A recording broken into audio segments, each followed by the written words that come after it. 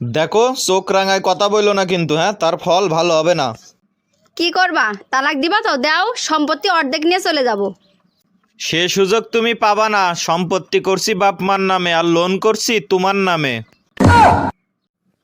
এই মেয়ে, তুমি তো দেখতে মাশাল্লাহ খুবই সুন্দর, তুমি কি আমাকে বিয়ে করবে? এই তোর কি যোগ্যতা আছে? জানিস আমার মাসে কত টাকা হাত খরচ লাগে, তুই আমাকে বিয়ে করতে চাস? আমি কিন্তু হলুদের ব্যবসা করি। আমি তো মজা করছিলাম, আমি তো রাজি, চলো যাই কাজী অফিসে। ভাইয়া, আমাকে একটু স্কুলে নামাই দিয়াই তো। তোর স্কুলে তুই যা, আমি যাইতে পারবো না। থাক, তুই না গেলি। আজকে আমাদের স্কুলে অনুষ্ঠান আছে, আর আমার বান্ধবীরা সবাই সেজে গুজে আসবে। ভাবছিলাম তোর সাথে আজকে ওদের পরিচয় করে দিব। কিরে, তাড়াতাড়ি বের হ, আমি সেই কখন রেডি হয়ে বসে আছি। বাসায় এসে ধরে তুমি তো ফোন টিপতেছো। আমি ডাক্তারের কাছে গেছিলাম, আর আমার রিপোর্টটা দেখো। ডাক্তার বলেছে আমার শরীরে একদমই রক্ত নেই। আমি আমার শরীরের খেয়াল একদমই রাখি না।